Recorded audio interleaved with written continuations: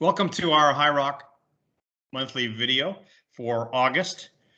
I hope you've all been watching the Olympics. We certainly got our share of excitement this morning, which was wonderful. Go Canada.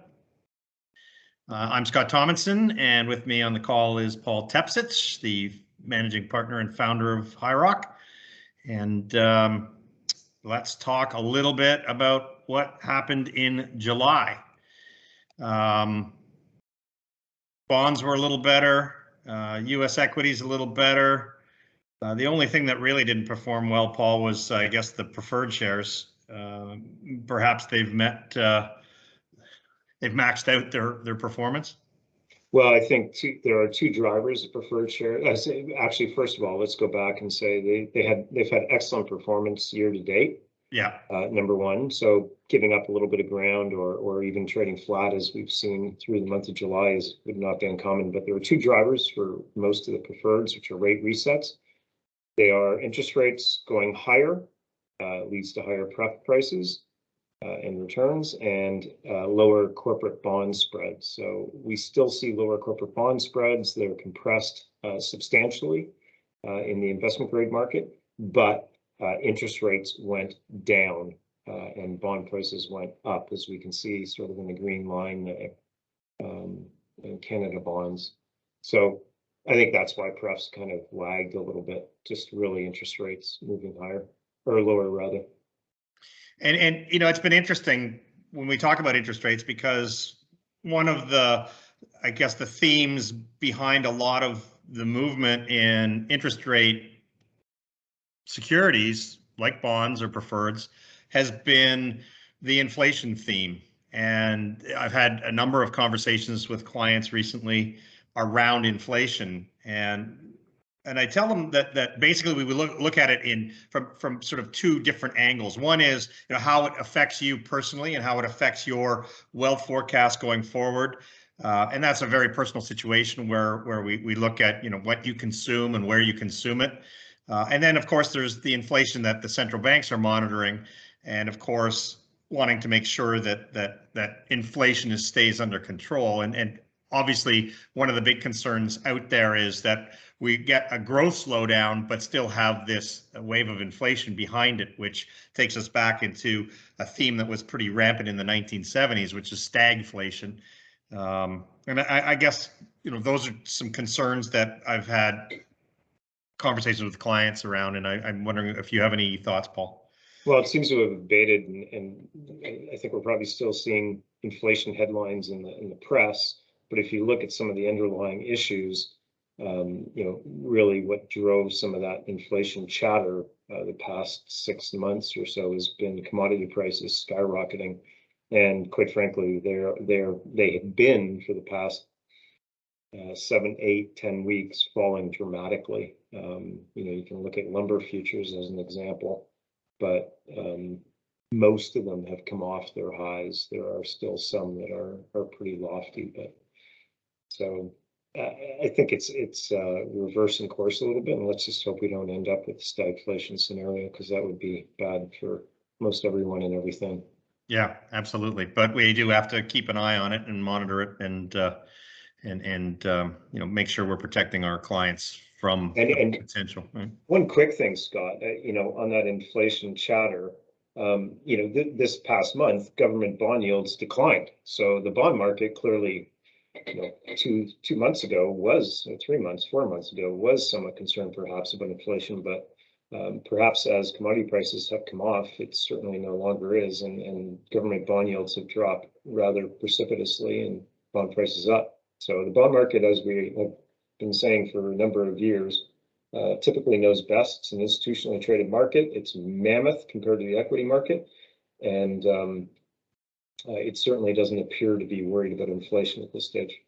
Excellent. Okay, and let's talk about another issue that we monitor closely, and because of our exposure to the U.S. dollar, we've seen the month of July, the Canadian dollar was a little bit weaker. And I guess, does that have a little bit to do with the price of oil? Maybe a little bit, but oil's still, I mean, today it was off kind of substantially again, but as it was last week, but it's still either side of $70, still pretty lofty. Yeah, the currency didn't move a whole bunch in the month. It was about 0.6% weaker, which for our clients with 20% exposure to the US dollars added maybe 0.12% to the performance for the month.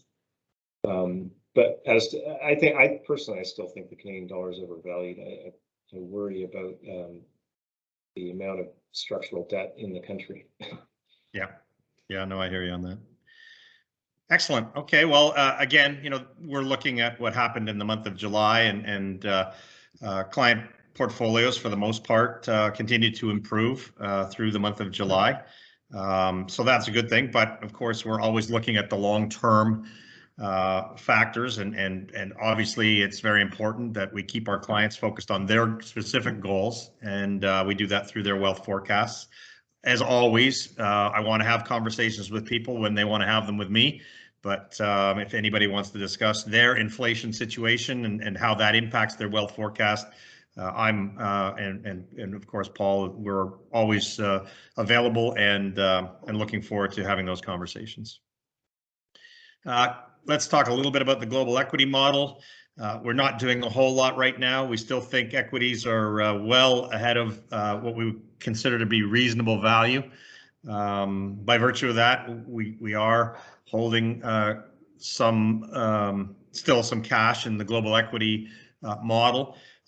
Again, other conversations I've been having with clients, some clients, given the overvalued nature of equity markets, want to reduce their exposure to equity. So I have been availing clients who want to do that of that situation. We've been rebalancing portfolios, taking on or limiting global equity exposure and moving more into fixed income if people are concerned about equity markets. So that's conversations we're always open again and available to have at any time. Paul, do you want to talk tactical?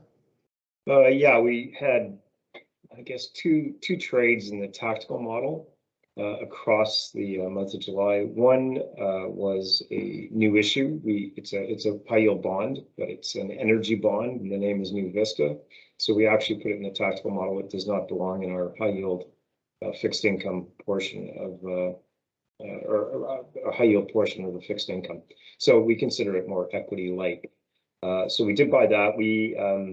It's got a 7 7/8 coupon, but it came complicated, but it came around 8 1/4. We ended up buying it at average yield of 8%. So I like that bond. We're on side with the price right now.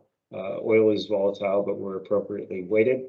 The other trade we did do, we took 12% profit, or 12.5% of our position in Baytex Energy stock, again in the tactical model, up at 253, and we got darn close to the high, and which was good.